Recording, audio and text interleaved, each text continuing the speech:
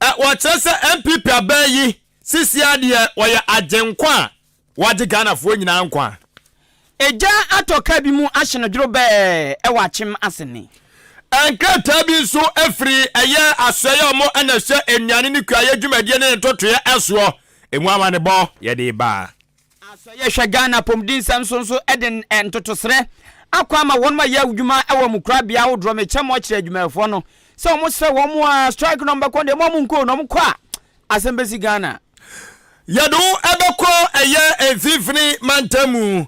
na amanebɔ yɛn nsa ɛka no ani enyan. Wɔkyɛ sɛ abɔfra bi ɛka dɛ ka due ɛka yɛtwa ne sɛruwa yɛtɔn sɛ de yɛtɔn bɔdeɛ wɔ ɛyɛ kegye tia dwom no ɛno so kura akyi no wɔkyɛ sɛ owura bi so adi awu ɛne nyinaa ne yɛ nsɛm a efiri fifiri mantamu ɛba yamanebɔfoɔ de mu amanebɔ ɛbɛdan yɛn ɛne afoforo bi na nyina yɛsi adwa ɛde ba bɛsom sɛ nyima no nsia Akan Kasiebo na kai sɛ information centers bro aduonum kɔ aduosia ebi ɛwɔ bono mantemu bi wɔ asante mantemu ɛna dodo na ɛwɔ epoye mantemu a ebi ɛyɛ ɔkyenanti information center wachem yɛ asewuru ko sam wachem akyase God first wɔ betena awurade na ayɛ ɛwɔ achem apreku dimpa ɛne mempa sam information center wachem asene adwempa information center oginanko Jama North ɛwɔ bono mantemu kai nyame information center na brofo ɛyɛ remember God ɛwɔ achem achekrum David ba ɛwɔ achem kodokumi ɔsono ɛwɔ achem esem yɛni da so na awurade ɛwɔ achem krobo ase deɛ Yesu tum yɛ what Jesus can do ɛwɔ achem gyaha aguna twafo information center achem abenase papa no Peace information center achem batebi edi ntrom information center achem kokobi AKAKKB eno se wa information center achem anyinase ɛyɛ adom ɛwɔ keka no krobo tokua ɛwɔ achem odumase achem Chidom yene chidom so ewa chim adubiase som nyame worship God ewa chim chirimenken na napia information center onyankoma se die kingdom come ewa police evo achim okumani aboabo aka abonhwa wom so ajatum prekope to apeti information center no achin radio wom to a edukadede ne potam ni na wom ni na kase ni denti wom fa ne live ato apeti di achi ewo Facebook live spike na darumenti ye dam yopo obehwe Ahenkan 93.3 FM na do adwenche no afa ono mu ana se owia no ahye no like nso na ye fem afi nso 0533898915 0533898915 text message and WhatsApp o de fa so ba ye be kenkan amon anwumre yi asomfo eye me kwaku anin kusi buadumene adwen pa hene Kofi Mensa dene papa na papa endi warimkan afe Ghana de shimama jebre ensam no enkyere mu ni fiti ase wadaroma yefri ase Ahenkan FM yes ensam na se ede amawa na eye Ghana mampanyini His Excellency Nana Adodankwa Ekufu Ado akra samino ekazai yenyina no yenim se eja enye Ghana nko a yo ne kasia eto yene a na kyese enya asem ketwa ne nyina ene se yade kodie wu a man ho me so afimpinu ene du enkunu mu a dididi mu a tra ya bewura Ghana afimpinu ene aduonu emu a na no eye COVID-19 no wo kyerɛ se eyade se bedi wo mayi enya ema yesikasem eto ba ha kyese yeye bibia na entimi ezisi so emfa mma oman no etiema eye oman no ekwa ahunyehi akasie mu a enya asem ketwa mpepia me no ekasai Ghana man pay na Adodankwa Ekufu Ado kyerɛ se wone na aban eguso eye won afamu edie pa a kyese enya asem ketwa ene na koro mu ntimi ennabi anopa awia ahomache anadwo da suomu ni nyina no omo dwena oman konko Ghana kwen befa so a ohawa eye COVID-19 de bra yen wo kyerɛ se COVID-19 no kura etie no yes fiasie sinki asan so eboy home so na kiasan so asori ebiem na yegusu ayemu epega yetutu nioma na ana bibisa so firi so bete bayira humam ama bayira na ntimi ammo akase ebiem eno enso eye Russia Ukraine war yi eno so be papa ye tantan so eti eye so tromienu ana ma Ghana yani ehenha ye no na so temse be mansi nsuo ma ansa no ham yedi ja so ne de aso wonti wono waye krado ese ne fie kakra na asa bra kakra aka de nanim no ode na mamuo aba na wiye no obeye de obetimi bia ama hunyan ne awo kira Ghanafo enammuo no yetimi enso afirimu watese yentimi mfirimu ekura mpona obetimi aye bia Ghanafo behu se ampa no papai obotaye kase wani so ade hunu kase asi na ni so nanso enwoma binti ana amma sabotaye no ebia entimi anwem die enso amfa ama no wato ne kase so no kire musa Ghanafo nyina nya hwehemu ewonimu na ogidi yese kakanga kraye dire so pass sade akokọ obanum nsuo na afenso wasreye se wo behia eso oman ni nyina no yebenya asumdwe ene enkabom na afei yede obo ade enso so aja ensuade hunu kase na se wono to so tibambo kase ene ahwehemu e wo wanimu ono yebesere ne so onkoso amfanta yachi no omo Ghana so so eban wose Ghana yedini baakro etie nyina yebo moden no obia so ye na afam de ne ye wasumdwe ewogidi a oman no edede ya ebetimi enso akwanenim ama nneoma nso atoto ye ama bibia akwasade yesebe enso ehwe no wa trese awokyere namu no enye ne tirimupo senka Ghana yebekọ ba bia yaduri akraso ono akase watrasia no atwentwena wose adia yame esa se de nanka mepese Ghana pa kwa wie wewo enfie nwatwe a Ghanafo de maame no enya sa na ekoro no na so oso ndi ogidi sa Ghanafo nya bedi adanse aso obeye bi waye bi so awogusu a woye bie enkoise na mambo mra awieye no de na de wose wotimi eye no wontimi wie kora na wawie efa dodo na akwade sansem to dwa no na eyade se Presbyterian asafo no wo Ghana ha agya wo madi ahyiamu aye asore no empanyufo ni binimo wo ye akwankwaja esom ede ama wonemo.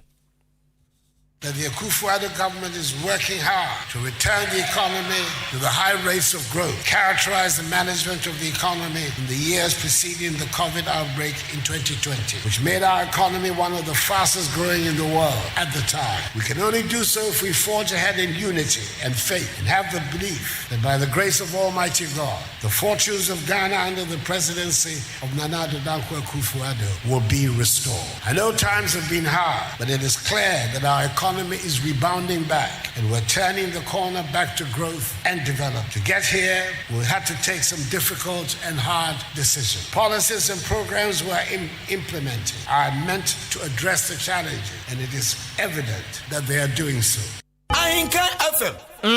Obikan o se chana beche. Nanso enya dia se beka ho. Ede ya ye be free mo afi. Opanyina wote ne kan eye Ghana ye man panyini His Excellency Nana Addo Dankwa Akufo-Addo ejane nsema odikọ tudwa ewo eye Presbyterian asafo no wonum asofo fo mpanyufo bia sabio wonum asom na wonum ekwa mije mo makwa nkwaja esom ayeye ma womase ana ja wom so eto eye nsade fe nado a wode nsemo yi kọtọ udwa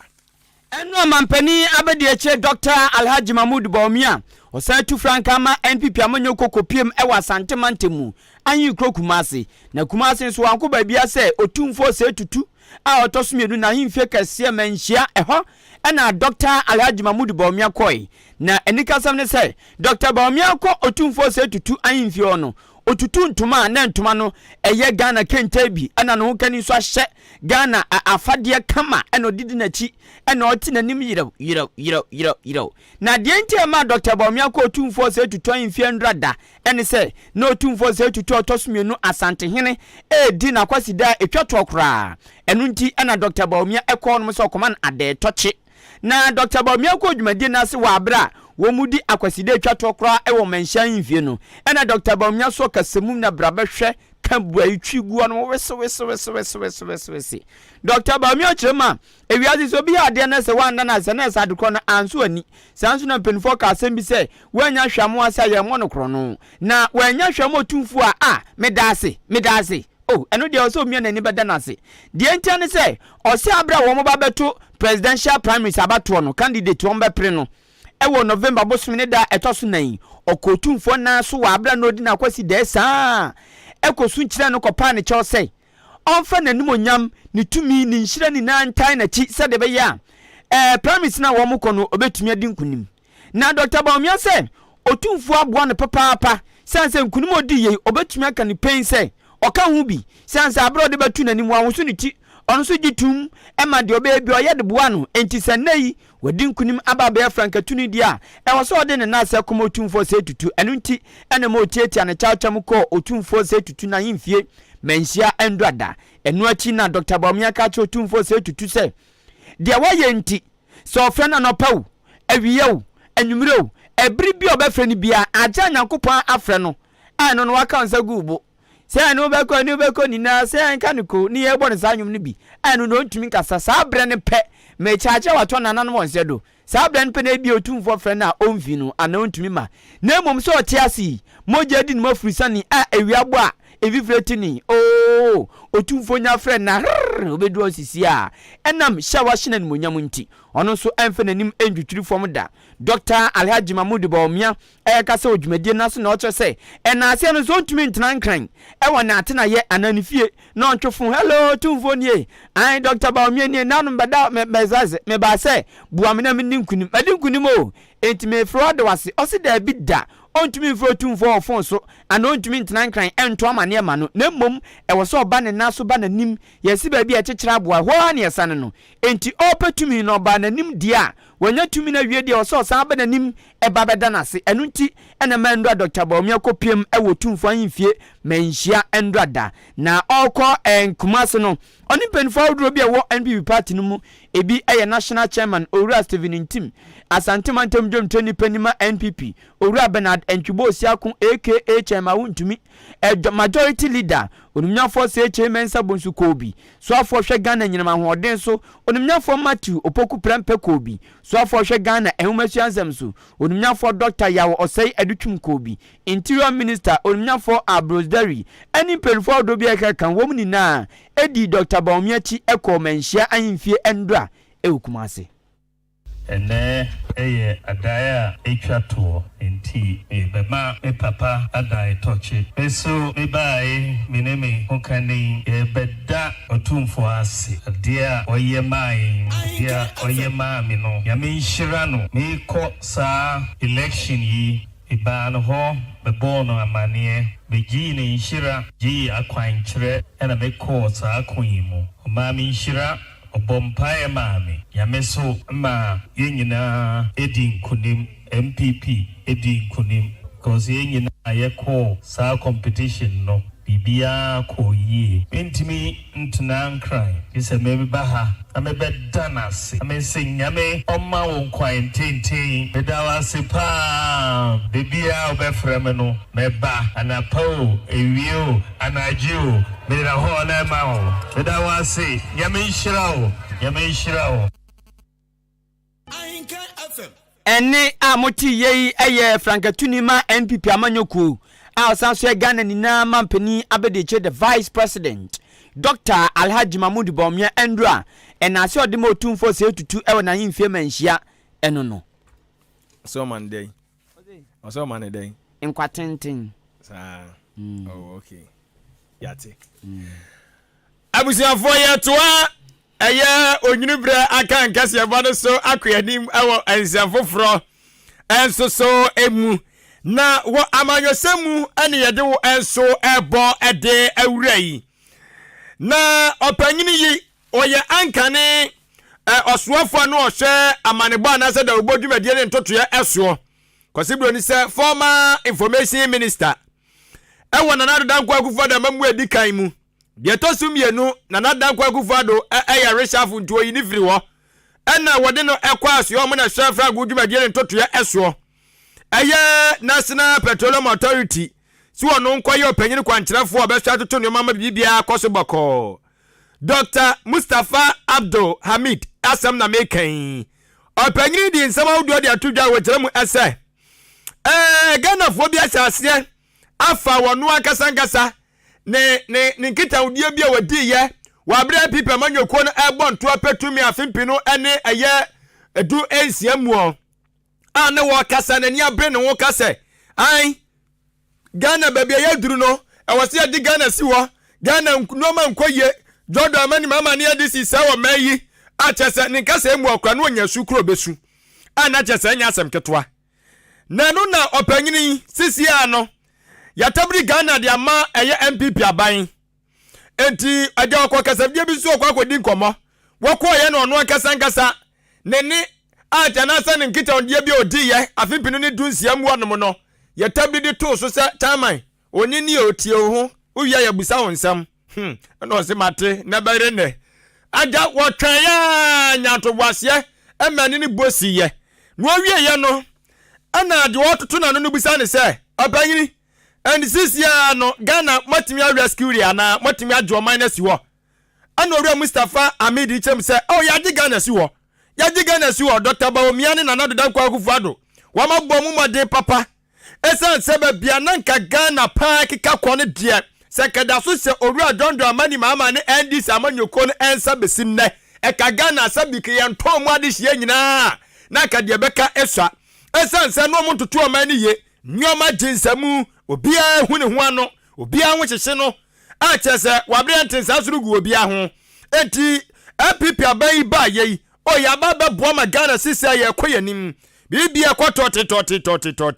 eni yesesa eni wonka ne omba ba ko MPP abai ye ya sisi ebetima kasa ma Ghana fon ato won mo eni was won timi nka hwe kura no na enye free SHS enei emofra sabio na nkomu awie JHS ya so mo betoa so emu aye tare dia ma wone mo a wa ma wofo pa mu hu o masini mo enipa be sade o de ho ana enne mofre o manya konya wonu mu ko school to aso wokwa wa bro mu ntua taku o mu ntua sempo ntua kapreba eno so atimi aboa o mu wi anya so o mu wi school to aso ma betra fie ene oku yesu apan do mu a afie seches mofra no bebre ana anya konya wonu mu guso o mu etoa so se de be ya dache o mu enso abrabo so ne o mu sabre betimi akonkan enti se wunya ban bi asabi odwene mofra dache ho a na chese eyaban papa na chese yaban ya wodu oman no se ne nsa chese obetimi atoto ne ye etonde ogidi ye se Ghana yatabri edise MPP aban na nadodan kwa kufa ne Dr. Bawumia ensa no fitafi pinu eni du enso besi nei oma bomoden papa oma ye bisanka Ghana fo ensi se gina ye na sabrei ke bia babia ke yakika duru no eke du subura nani. The economy is challenged without a doubt. But I'm saying to you that we have taken this country beyond where we found it. So I tell people, don't worry, no shaking. There is time for debate. We will come and debate the issues in the election year. And I will justify all the rescuing that we have done. We have saved over 400,000 young people who, but for our policies, will be languishing on the streets of our country, who are today in universities. Human resource of a country is what runs a country. The reason countries like Japan, Singapore, and so on, don't have mineral resources but have made progress is the human resource. So if you have a president who has been able to rescue the human resource of our country, who over several years, 100,000 of them every year will go onto the streets and lead meaningless lives, and they are rescued and being put on a path to progress and prosperity for they and their families, that is rescuing. Enti onokura wo kire mu se mude munya to boase we yentete ho nyakopon ya adom anu odomfo de dom yen na afipinu ne aduonu na yetinkwama o se ne de yabato mere wonum MPP fo be ba na enuoma o mu ye yenti abetutaje Ghana fo o ma bayini mako na we opone ho kakra bi o eno o se sisiam no kasai nipa mako empem ahanan 400,000 and I be before to do on Munkwa. Nano kwaya de ketwa. Yay! Yamfa dum so de akura mekeka ho. Ade de one day straight one factory kura so de buy fan enkrofo anwumam. Yamfa no ma you. Oh, plenty for food and jobs so kura man enkrofo adwuma enso ma etia doso bebrebe. Ento ase munya to boase am de montami kuchu. Afipinu ne aduoni na bebu ma so semsam se bi pinya hwe. Opanyini wano eye Chief Executive Officer CEO Edema National Petroleum Authority NPA Akan no yosuafo na reda oboni amane modwuma die ne ntoto yeso na nadan kwa kufa da mabu edika mu Dr. Mustafa Abdul Hamid Abrabo ye boyi se onipa bi ko ni nkrachi ana otwa na ni hwaban ana pani bi ko akura eya abusuan no pese won besie na amunu mo no a eya empempi Ghana empempen se de hyehye ete ene se de enwama te no se obi to ne yempese besie na amunu mu apɛ yɛde no kɔma wɔn a ɛhwɛbɔ nipa a wato nananom wɔnse do na mu ho ban sɛ de bia mu no ɛnsɛe na saa nkrɔfo na ɔba brɔfo me from mortuary workers na ɛno na wɔn de nkrataa ba abɔnten na no dwade ya obubo busu ne de to so aduonu na wɔn ma yɛ adwuma wɔ mukrabea mekyerɛ asukɔtwea adaka mu Mortuary Workers Association of Ghana ayetwa ne tiafen mowag for the krataa ba abɔnten sɛ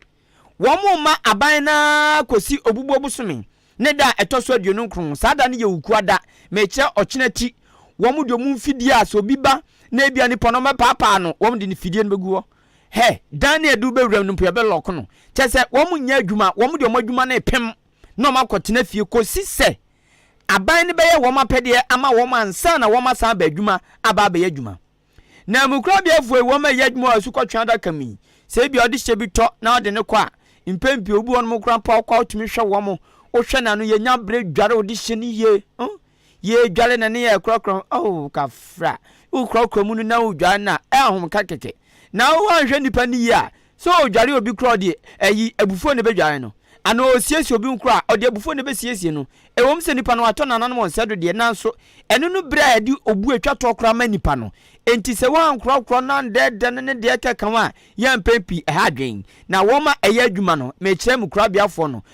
mortuary workers no wom se aban no sika bia wɔsɛ ɔde ma wɔn akatua ɛne nneɛma nkitinkiti bia ɛbɛma wɔn adwuma no asipia sita wɔn ayɛ ne yie no aban fa ma wɔn na wɔn atena se di asam ya wate sɛ de wɔn mbanifoɔ ahwɛ aban na aban no so tuo ni na ɔhwɛ wɔn te sɛ de ɔhwɛ aban se ne mekai yɛ hwɛ aban se ne ogomu akomu a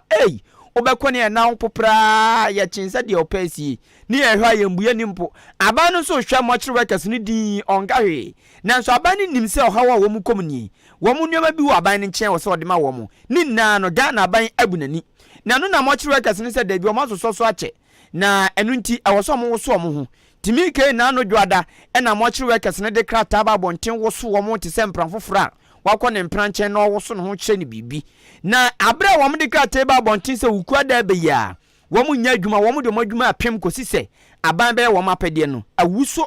nkrɔfoɔ awoso mpanimfoɔ papa ama busua sɛ miken na anu ya dwada yi a ɛyi krataa no ba abɔnten na sɛ nane na wɔtwe pɛpɛɛpɛ asɛm na woso asoyɛ hwɛ Ghana apomdin nsɛm Ministry of Health ama wɔn so ababɔnten abɛkasa na kasamafoɔ ɛma Ministry of Health owura Isaac Ofei ba ɛna ɔpa asoyɛ a wɔn ana wɔn ayɛ adwuma wɔn kyerɛ sawodro no aban mo kyerɛ sawodro mekyerɛ aban yar sabia no oba odan government hospital yɛ wɔ aban mo kyerɛ wɔ hɔ okɔ asaman government asaman kase government hospital yɛ wɔ aban mo kyerɛ wɔ hɔ okɔ baabi bia aban yar sabia wɔ ampempi yɛ wɔ aban amukura bia nso ɛwɔ hɔ nom ɛna Isaac Ofei ba ɛpa mortuary workers ne kyerɛ sɛ ɔpa wɔn kyerɛ papa adwene na wɔn afa sɛ wukura da bɛyi wɔn nya adwuma no ɔpa wɔn kyerɛ paa wɔn nyae saa adwene deɛ wɔn ntonton baabi kura na wɔn nkɔ so nya adwuma na adeɛ bi a wɔn kam ɔhaw bi a wɔn fam ɛka bi aban de wɔn deɛ wɔsɛ aban ne yɛ ɔnyɛyɛ mpempena deɛ bi ɛne deɛ ɛka kan bi a wɔsɛ aban ne yɛ ɔnyɛyɛ no owura Isaac Ofei ban aka kyerɛ mortuary workers no sɛ aban ne gu so papa edi dwuma etu anamo a wɔn otura mpo so wɔn nsa bɛka mu mpanimfoɔ na wɔn nom di nsa wɔ so sɛ de be ya ɛntowaso bi wɔ no wɔn bɛhwɛ asiesie no kama ɛdi ama mo na ɔsan to aso ɛka biam sɛ asoɛ ni na so ɛpa wɔn mo kyɛw sɛ wɔn srɛ wɔn ada adwene na wɔn afa sɛ wɔn nkɔ adwuma no ɔsrɛ wɔn pa sɛ okɔda du a obiara nsa nkɔ adwuma nkɔ yɛ adwuma na ayɛ sɛ bi obi tɔ ne de ne ba mukura bia sisi a ɛbɛyɛ den wɔn nya nipa obesiesie no anom bɛkora nipadua no enti wɔn sɛ wɔn papaapa sɛ wɔn gya adwuma ne da kokora asɛm betumi aba na ɛno ɛna owura Ofei ɛka ne saa sɛ wɔn gu so tutu nneɛma nti wɔn nhwɛ no mu sɛ asɛmpa ebefiri maba Ministry of Health, Minister, Honorable Kwajimamenu, and now the management of the ministry, and Bano, Jimayafo, Asitramudi, Ministry of Health, Matimia can say, Yaboya Humodi, and the Ebay Dim Passe, Mutual Workers, Yabeka, Omudi, Omu Kanwa, you Omu, Efrim, Bibi, Homo, Yetimi Kanwase, Yana Omu Kanwasem Ninano, a Yadia ministry, no Eddie Kain, Aya Huajuma, and Omu, Aya, so to Musan, the cost strike, and yet, or Batine, I was say, Ufre, Omu Papa, Omu agency now, Omu Shom Waseno, Neon transi ebi ana wo fi se me nya adwuma bia ebi ana wo fi se asem na me ne wo kan ye no manfa akọ ba bia na da me pros enye nyama nyina na yebetimi akasa wo yi di asem wo ibi krata wo ye di beto abonti na me di bekyerɛw se adwuma na me di wo kan se me ye no ma ye eti ho kratani yesro omu ni ho a ye ni ho a omu so omu ni ho eti yebesre ye from omu mra na ye transi na ye ka na omu hu adwuma ayaye ebia omu hu adwuma ayaye a omu ka se wo ministry mo Ahenkan FM. Onipa mote so kasa yewura Isaac Ofeba ono na yakasama fo panyinima asoye hwe Ghana apomdin sam so sanse eba no emukrabia ne de ka ho a eno nso eyapomdin na bia eno ti na nam so ama wo maba bonten eche sei ekokwa awdo amochire workers ne hwehwomase no wo mu na amra na wo mu ncheche nyoma mu nkyere wo mu sanse wo mu tu ana mo onye so mate eno mabu o mani aguso abusuafo na yeko eye asoya omo ena hye enuane ne kuaye dwumadie ne ntotoye eso potokasa mu Ministry of Food and Agriculture na asoya de nkrata apie eye emontene eso a wode edan eye nsɛmtwerɛfoɔ agodoa ɛwɔ ɔman mu nyinaa sɛ wɔnom so ɛnhyɛ na wɔnom emmom sɛdeɛ ɛbɛyɛ a ɛyɛ ɔman ma ɛne adehyianom so aso ɛbɛtumi atibie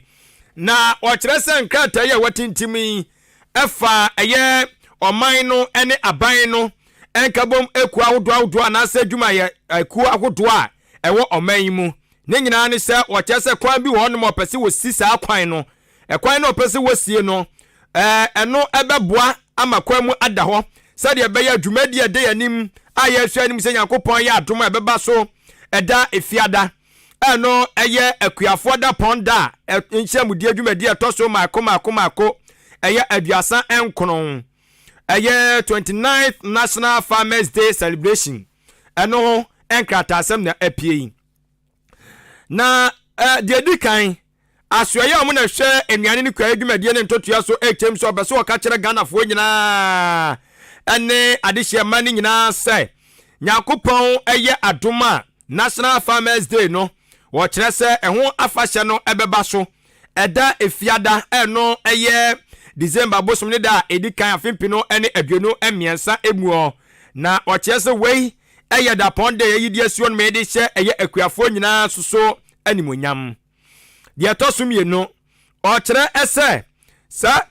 kafra sa dwumadie yi no ɛyɛ adeɛ sɛ wɔnom enso wɔn hyehyɛ bebree ɛwɔ mu a wɔnom so edie na ɔkyerɛ sɛ sa dwumadie no bi enso ɛyɛ nafua enum dwumadie a wɔnom yi edi si wɔnom ɛde hwehwɛ kuayɛ dwumadie no ntoto yɛ sɛ deɛ si bi ɛkɔ so ti 5-day agriculture fair and what to din sɛ AgriFest Ghana 2023 ɛno ɛbɛkɔ so na wɔkyerɛ sɛ ɛbɛkɔ so nkabupuni mantamu ɛno efiri aseɛ ɛnɛ ɛda yi a ɛyɛ ɛda ɛdwoada 27th November wɔkyerɛ sɛ ɛbɛtoa ma kosi ɛyɛ ɛda efiada ɛno ɛyɛ dwumadie no ɛmpɔmpɔn so ankasa ɛyɛ Friday 1st December 2023 dwumadie no bɛtoa ma kosi saa da no na wɔkyerɛ sɛ ɛno nam so akɔ hia sɛ akwan agudo bi ɛwɔ nkabupuni mantamu a wɔkyerɛ sɛ ɛbɛyɛ busy pa kyerɛ sɛ ɛyɛ adeɛ sɛ mpanyinfoɔ atwitwɛdo ne ani ntakuku damfoɔ bi a wɔnom ɛba sɛ adwumadi a wɔto di sɛ AgriFest Ghana 2023 no wɔn bɛdi atwantwie wɔ saa kwan no so enti ne sɛ yɛ so mu ntino sɛdeɛ ɛbɛyɛ a wɔnom ɛba kwan mu bɛda hɔ na wɔn matimanya akwanya akɔkɔdo mu dwumadie no enti no wɔkyerɛ sɛ ɛkwan a efiri rate runabout Tuama Kosi Principal Street of Parliament House Independence Square Afe John Evans Atamas Court Complex and Principal Street of the National Theatre or Chese a one wing nano eye akwanya wodo da one wing nano adeɛ sɛ mpanyinfoɔ ɛhwɛ de mu sɛ dwumadi ahodo ɛbɛkɔ so no wɔn bɛ hia saa bea hɔ no mu nyinaa na sɛ hyɛn bɛdi akwanaba hɔ no mu ne yɛ mpanyinfoɔ akuku da matwetwe huro bi a wɔso wɔn ɛhwɛ no wɔn bo asɛ deɛ bɛ ɔmo ɛba ɔmo ɛnkɔkyere wɔn mo deɛ tɔso miɛnsa wɔkyerɛ sɛ ɛsan saa yɛ ɔso nti no asoɛ mu na hwɛ enuane ne kura yɛ dwumadie ɛsoɔ ɛnso so atintim krataa de akɔ akɔma asoɛyɛ ɛne ɛyɛ agencies department ahodoɔ ɛnyinaa aka akyerɛ wɔn ɛsɛ saa kwan ya anase mmea mbebɔ so kwan ahodoɔ de da hɔ no mu nyinaa no wɔnom ɛnhwɛ nanka yɛnsi saa kwan no enyina na ɛyɛ ɛhyɛn ɛbɛhwɛ ama no afa saa beɛ hɔnom no ɛyɛ mpanyinfoɔ atwitwa akukudam ne atwitwa wura wato wɔn nsa ɛde afrɛ wɔnom sɛ wɔnom ɛmfa wɔn anim onyam ɛmɛta dwumadie no ɛnso ɛkyi sɛdeɛ ɛbɛyɛ a Agri First 2023 no dwumadie no betumi ɛnso awie mu edie wɔtoa so ɛsrɛ ɛsɛ wɔka kyerɛ Ghana mamba ɛne aban adwumayɛkuo ahodoɔ a wɔkyerɛ sɛ ebia saa kwan yi ɛbɛha wɔnom wɔabere a wɔnom etu saa namɔ wei no ɛsɛ wɔnom ɛbɛtumi ɛnso akɔ ɛyɛ biayɛ wɔnom yɛ Independence Square hɔ anaasɛ afia Southland Park wɔkyerɛ sɛ wɔn bɛtumi ɛnso akɔ gyinagyina saa beɛ hɔnom na bia baabi a wɔforo hyɛ akɔ no wɔtumi akɔforo bi so na ɔde akɔ na ɛtumi ɛnso aboa wie paa na sɛ hyɛn bi a wo baabi saa beɛ nso na wɔsɛ ukɔ gyina nti saa beɛ hɔnom na wɔsɛ wogyina na ɛtumi ɛnso aboa wɔkyerɛ sɛ apolisifoɔ ayɛ krado so ɔbɛhwɛ no aboa ma bambɔ ɛnsɛm mu ayere tare ɛwɔ saa anamo a wɔno ɛtuori sɛdeɛ ɛbɛyɛ a ɛhaw biara ɛnso so ɛnkɔnkɔ ɛba wɔnam krataa yi so asrɛ ɛsɛ ebia nkyɛkyerɛmu a wɔnom ɛde aba yi sɛ menteme ho ase bia nso wɔ hɔnom so a ɛgya wɔde ɔfrɛ nkontabudi ahodoɔ de agugu hɔnom a wobɛtumi nso afrɛ na nkyɛmu bi a wo ɛpɛ bia no ɔmatumi nso aboa wo sɛdeɛ ɛbɛyɛ a ɛda no ɔnkɔfom kwan ntɛfiri na ɛde kɔ yaa no saa mmeayɛ a mbɛbobɔ soɔ ɛde ɛkyerɛ wɔ a ebi nso ɛne rich ɛyɛ runabout Principal Street of Parliament House Independence Square John Evans Atamos Court Complex and Principal Street of National Theatre saa biayɛ hɔ nom ni nyinaa na kwan wodo deda hɔ nom ni nyinaa no wɔkyɛ sɛ wɔnom bɛhwɛ na ɔmo asisi saa kwan no na ɛtumi enso aboa ma mpanyinfoɔ no ɛtumi anya kwan akɔntɛm abantem wɔde adesrɛdeɛ ɛde ato ade hyɛ nyinaa nim sɛ mɔmfa nkyɛ wa kwan yi esie no ebetimi aha wudwumadie bia no na wo so otimi de akyɛ na etimi enso aboa wo ye pa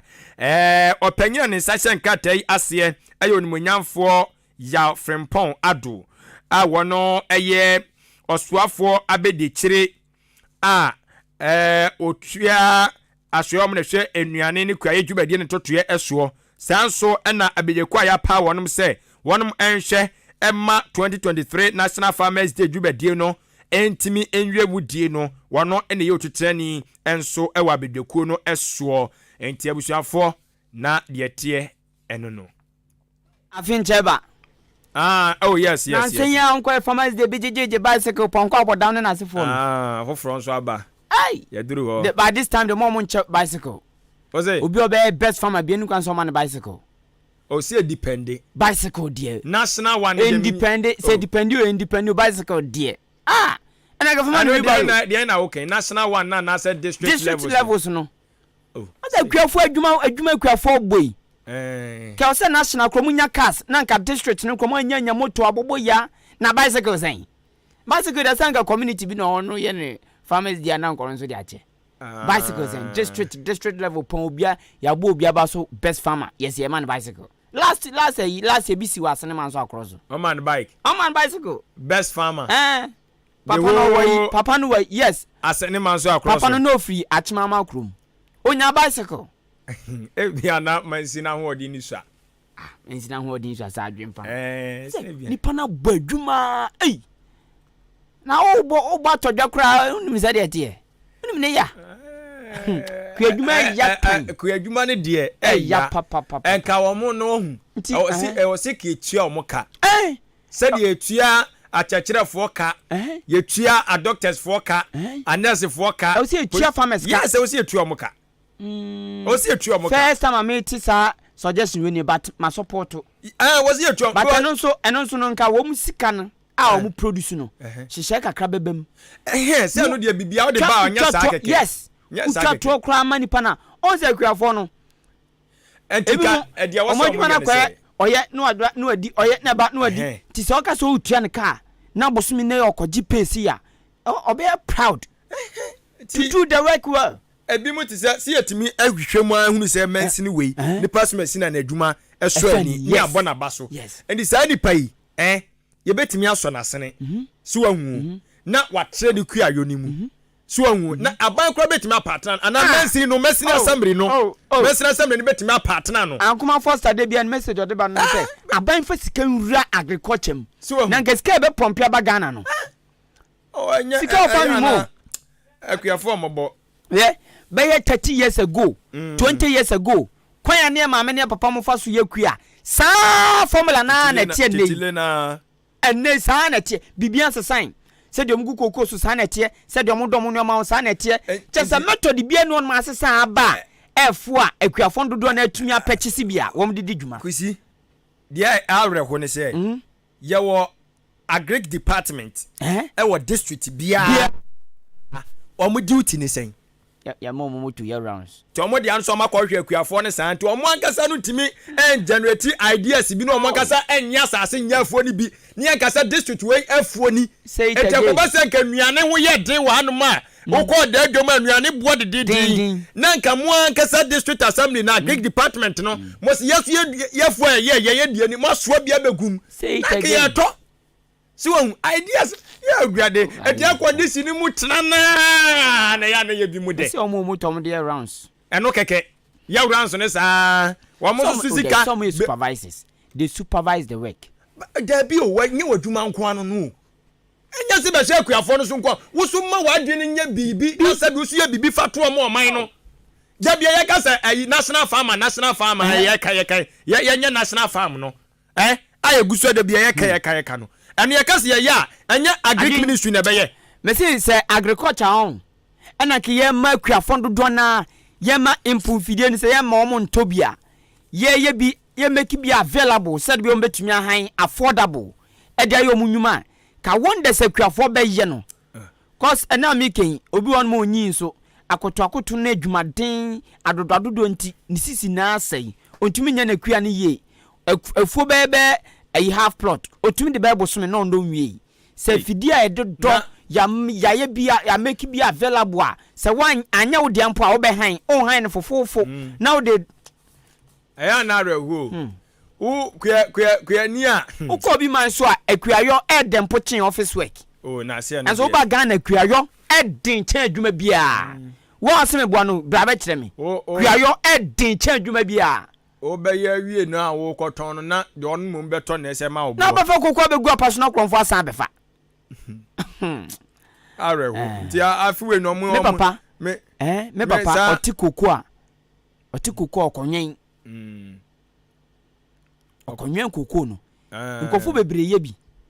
oti kokwa no gu no ma na okonwen wafum wo aden si anu no de ya na o kan so ko enso ko district bia ye wa agric department e ho no mo ti sa problems we na omunim krono bebrebe e koso aye wia nkrofo firi wo mu mfuomu udi ba fie nso na ye wia no agric department or district ni municipal no wo monti wo mu hu bi no this security for na bam enti no so no TV correct enti mo nkrofo sa nkrofo ni they work under you e wo district ni mu enti den na mo ya fa ho sa nya mo kro no mu betumi akọwen ana bibisa den na mo ya fa ho en me question ana mo be na mutu afa ho say police for say okay mo kra department ko mo kana mo de be help police for no say na koso yakua for no say because mo mutumi ya adwuma mo supervise adwuma na mo yakua no na ba fa na konfo be fa say mo mienu na mo ya adwuma hunu but no eno mom de gise bi mo partner security service for nti eno so wukua no gise so wukombi eti me de sa department for no ye wo so omo ye ne say omo so mpa asase so hu omo so bi ni mame wada education director no mfa ni say oba no madam Esther o se gifty bi emu ba ko gifty o oba ye ohun say abasebode adwumade bi ni ho no mu so de bibi bae yes ne dia wa be ye de ato no wa be je din ato so hu enti wo so eye agric department no panyina wo hwe wono no ebia ma omutumi no aka kire om panyina so wono so ko pass ase wo you know wo dia wo so partner MPB so hu na mo so nya afuo ni bi so mo so ye bia enuane ne beba betumi create job yes Ahenkan from Ahenkan farms unu nkofo e fa o na nka ebia agric department wa assembly baako wom se akwaje ye fu na awurade nyankopon wonu ma ye bobo ma baso yi we ye de toso makoma kwa aduasan kono farmers day yeah 39 farmers day na ebe you eti wo de wonu ma munya best farmer from that blend ya shase no omuda payroll so kwa ketu om kan Kenya de bone omunyina wo se do mtu payroll so Kenya de bone enso bi kwatena office bi wiewia sika na osanda payroll so rofobia wiewia sika dia na osanda payroll so ya na ya mobo na kwani ni brass makoma na bicycle omai no kisi wa wo bre na nkasa no saa ne de ye wo akuafo nyankopon hia titiri no mu amoye koko nyankopon hia mo pa mi ma ye koko penti minim na ni so ye toa anwume no nsia akan kase nso na me ka wo se wasugusu ya wutie kase no ewo Ahenkan FM. What wasum ene abrawo semasi ewachim asene ewo asene man so across mensi no mu ene say okwachi asene krodua no mu a brono ba ko efa ne sian junction sian no eye school a efa ne sian empotem eduade dimpa ni school junction ho a efie bi to no mo a eben asene asie ye ne pe sa efie no mu ena nipa ba ko a efie wura a oye maame na ne ka owo store wo odan enti oso obafia ba be yade obapake kan na nche bia ene jato kan ni mu e wa chimasene wa bro apake si ni fie ni inside emu ene jato kan ni mu na eno nam so ma yekopi ono no ena wo ma ebemben bi ni wo ma ebepie so kire se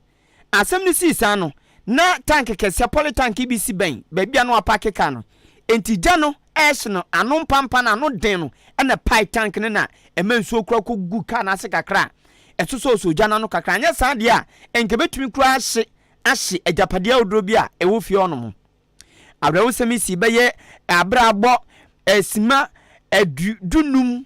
apawon minute miensa ekeka kwa nti na ekobo be no nan mu ana abrawo sem we esi ewachim asene enne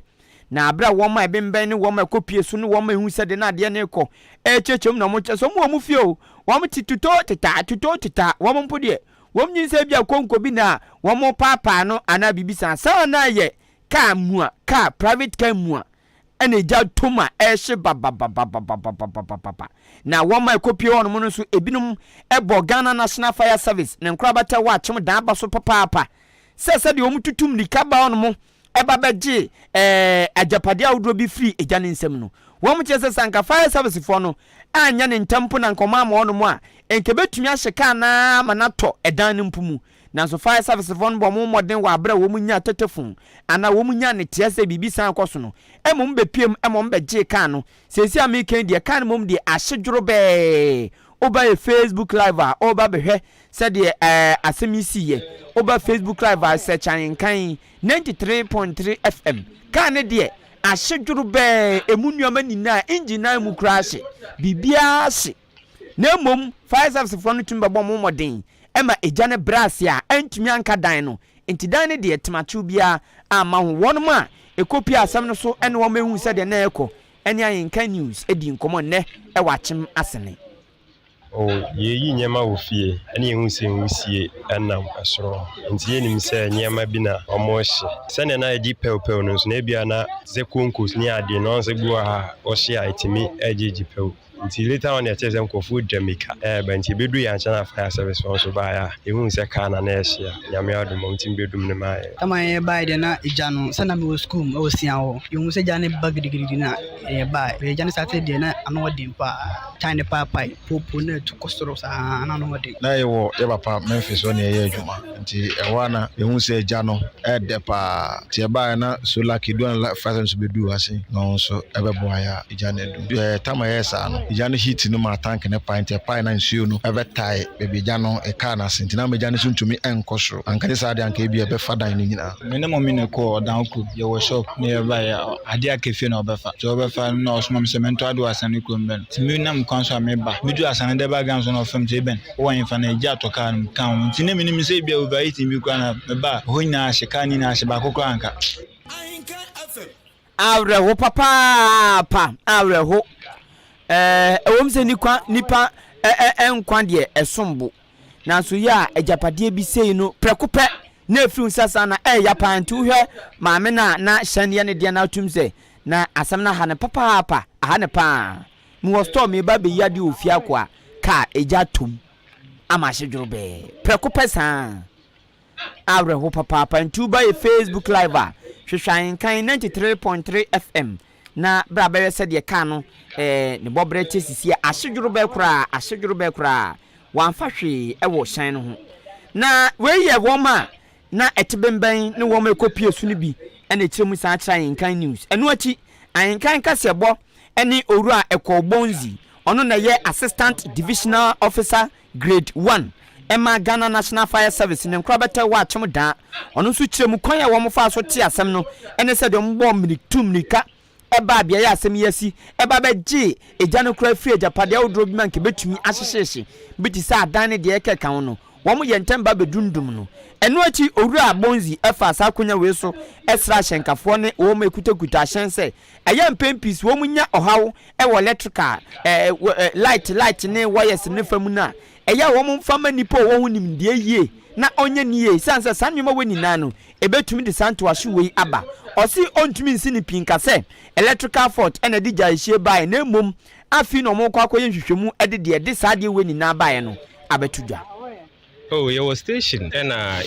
what your friend running call. And nipa na ne ho aka no ne taxi driver nearby say the BB shit that is the cash. So my information or my address na and in the EC nearby. If you order municipal owner yaba I say. Yaba in the nejanesh na can they share but unse ben dino the dino parts conditions near the no so ne between his here dumjano na ya attend to dino so the baby save dino so as well. Yeah. Your challenge yan say I didn't see no oman friend him because if you need money number on be friend near the hand delay answer because we say no it's like a movie car baho answer on be friend and they be a case munya numbers no so that was the challenge because like more number no friend them can you me ba do them save be most part of the car you have to be investigation so after investigation you be get the nipa na property and there well if to am the man general fire safety if to since we acquire car we January you can say a car so I making sure say qualified electricians na ebehwa na bibi eton ho chima so ayenye rapid but as if ne yejubemu basic response ne there and also electrical essential electricians need the right job ne fire safety we need the man no eno no yeso ko to so bi tu ne bafo anu atambi dia tu ko to dwom ti awrawse mesi wa chima sene sian junction enne a maami bi ni fie wakopa ake ne ka ija to ma hye dwuro be no ena nam so ma Owura Ekobonzi or assistant divisional officer grade 1 Elma Ghana National Fire Service ne nkrabata ewo achim odan wabrom kodum eja no ebon ho ban krampa anto edan mu no ena odi sefuto we ekoma etiefo nina na abusuafo afe baby adru imra kan no aya wodia wo so adwenkyira wo de ebaye ana ye de eto Kasiebo no so amabwe na nhwani mu kata no eso a Kasiebo ni fan se Facebook eho ana madri na serebo na yawde ana da soro ho ana wo kire mu se sese de na yesa wasinti MPP fo ntimi emfa de bia ntuom ho se free SHS wa bra free SHS mo free wo ba wi aba betre fi onya adwuma nye yo yate si yate ya ye twen 2024 beduru enana serebo de no nana akuamu abuaten Ablekuma Central aka Baomia is breaking the 8 then the also atumo and also kire mu say Kasiebo ni dia dewu na that is onya akokota kra no na udi nu asumunu de sa dansuman asori dan ho na chese me butu a me enjoy na mom chia eye owura Kwasi Bosompem Mame controller and accountant general parliamentary candidate hopeful edema atim swadru yate yachana mawa commensa plateau die ni say it is possible for Dr. Baumia to break the 8 with Dr. Ben Asante, CEO of Ghana Gas. Soon. Yate. Na owie ya no ana Master Planner Junior Kentampo BMW susu die nie. Wose Ghana ehye amanyoku a sabio eya asumdwe ensem ai enti mo bia komantu MPP de mo benante jo de makwa koduru bo sha asase ne so de yan ne se ba bia ya duru na na dodan kwa gufade ne de asie mo ba ma Dr. Bawomia akwanya no no so atoa so ya wie kura wo wie ya watia onmonyamfo gifty akosua akosamum okay gifty akosa wono eye incoming MP edema Nkranza North ya tiana maun wenso eye awuja ke dalali ena de dia free breakum dia bayi na wate Ahenkan adwumayefo nyina na wo kire mu se Kasiebo ne dia number 1 no eye number 1 no obia timi takio ana wade ne dia dia ba owie ya no ana wate se yantia prophetess mata akonama emma no wono wo ya brekum yate kato immigration checkpoint wase wono no obutu yate ya chiana mawo ne dia no salasi so de dia dia ba patriotic voices go so wase nyame anim no kurani Ahenkan Kasiebo ne dia ditwamo edese wo no yakopon hira mu bebre nemom chia CEO edema at the Pest Kitchen emame eye etimatim maase ena obutuo na chiana ma kama Crespo so di fifufuo no de atum wose asumdue ene adwumaden ebeboa ama MPP abreki 8 no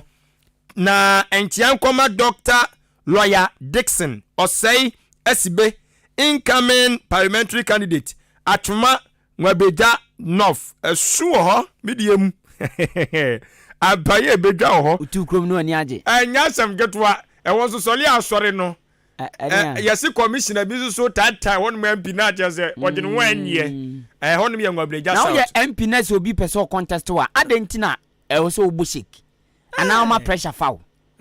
na se wanya adwuma sa ebi won ma wa ye adwuma o na so o dabi cause we delegate we candidate bia na se de obi be contest titru aba assembly member MP sa di bre no nya obi be contest wa wonya power no for some time enti se wo express hu ye adwuma yi a eni kwa so so bebresa ti de nipa no no ba no obeye bebrebe be pre bebrebe no wo na wo teso eni kwa so pre bebresa e wo so ma wunuma kasa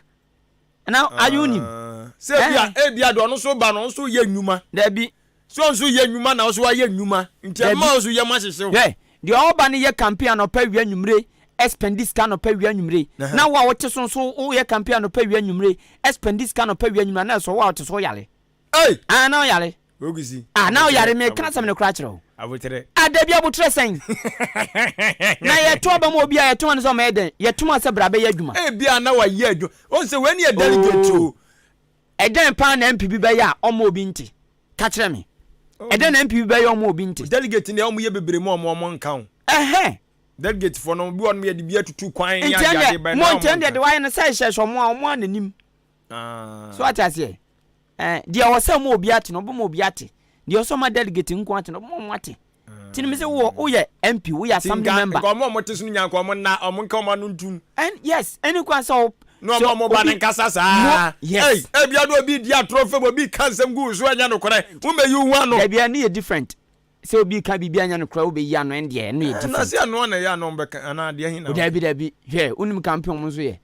hwe on ye campaign ana se wo be campaign no but so your campaign to say nipa na obe contest o ye ne de na so wo problem gusi ase na so onya tumi no antumi afa anya dwuma ye ano odin ma bi adwen pa na ano odin sen ebi wonu ma na me tell obi wonu ma ebia de ono so bayi ebia me MP ametesuei metu agya na bia mama de hye wonu so wo bayi wonu so di ayi ebia nji obi na bibisa wonu so di tutubi si wa hu o na so ye mo so ye mo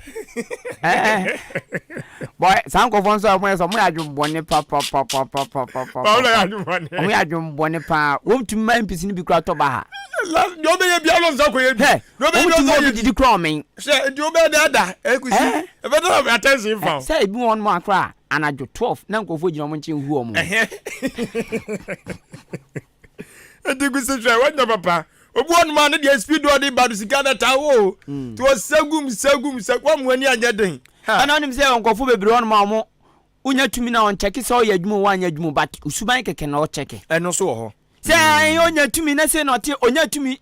sa nkofo no kra de wo mu convince o ma bra wo bre ene de ba sama ye adwuma mo nyina so ntuma me no ade ba ko a wo petumi a wo se ehia wo na obia wunya eye sa relationship no wantimi am build ni ye yes sabi wa no kasa sabi oni ni pahia sabi o se metete wo ho wantimi an hyesa no man entie wo man bi wo atenso ya assembly member eye to bottom electoral area assembly member na emisa even say ni din na me Clement ya ne on as this your PM no me ba han mu nyina no me kasa man won ne kasa hawa wo be kasa no you see utimi say obuani ni die ne ade anyampo no wa sa de obesi afa so achie ma cho no si wo bo no kra ade no enyo so ko bi na se de nso uko bisa no no na se de uko bisa na yes try ampia wan try ampia no otwa ntro o sa no be kontem eza weden o be kontem yo edani duru na o ko pa fa wiase sika nyina ama se wo sa anyonko fa no build ni yi a edu ba kwa hun se sika o hwe na se sika o we de se menyonko no independence ya wene nam dabi hwe dabi enten de hu hia pa wo ya manyoni afa kan do bo hu build the relationship ma wani mu nche kasa de asa obu on ma won se obi kan no kra kire no no because asa no kra no kan no woni nti a obetwi nipa no kra ben no sa nipa no mum na o tan no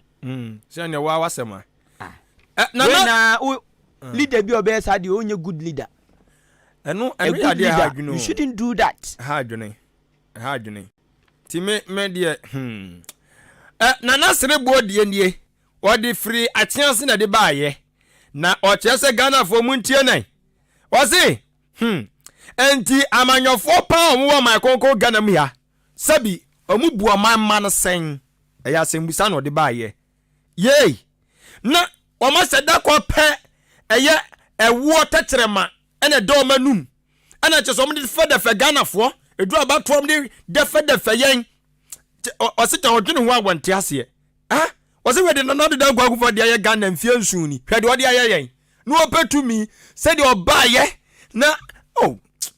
onya sukro besu kafra eye faso ye ya da me ama me ho ta me onye na da yen ama yen sa si form nipa na mitwama no nyam na me mitwama nipa na okay. I'm not sending out this message to Nanado. Okay. Nipa na me to nyam na ma na keke o me composer. Yes. Ti do be ka biam tumi twa won nyom ma wo wi akaba ko ha na we say Ahenkan adwumafo we are too much we run fi mu da ezaza mu hye ye nkura no na mo kire yade e de pi so na mo sanso de nwom famu emma ye ni je eka ho mo yade nyankopon hira mu bebre mu ne mabusuafo nyina hira eni awieye ye bu asamo na ja wadani preacher ono so ese ye nkomodi sankom ye bu asamo kokobin yes okay atim kokobin AKKB na ye koi ye madam fo baako madam fo baako ano yo hene e wa chimadu biase ma fani say me bibia cause man nipa ni nipa o oye nipa papa wato nanan mo nsedo ya na ono enya mo waso obenya brimpon yi obenya brimpon yi because of ni suban odan na du asase so na ono pa ne ohina o se mi koku ananan mo de agya me no me ntongu motom ye di ye project we upe ye di ye project we ampa so de beye kwa chimadu biase a dwumadi ode ne saka bebre we nyina ye idea o nse nko sia mfia ya bronsan kra na ode afiri mi a ode oman no ono a Robin skills bi oman no ekoku ajapade a making nanan mo de agya wo mo kro no eno abi na ode isi san mfi no abronsan pa nananam na ye kokofu de ma kro no osi ne nanan no yes enti minim sɛ ɔno a na busua mu deɛ na ɔde bua kuro no sense kuro ni na busua bi koko na ɔde bua deɛ but deɛ minim sɛ ka sika bi a nkɔno abetumi adi but asasem we a wo kan ni kuya ya asem a ne ye kan o de ye bre na so sa ye hia bi ma ne aka ho ti berima owusu ajekum nyame fa okransie ye ombedu wadaduanan 40 days nyame fa okransie ya atema du bi ase hene ina so oto ya che oto ya che oto ya che yakọ wo a wotie di message ba ya ntumi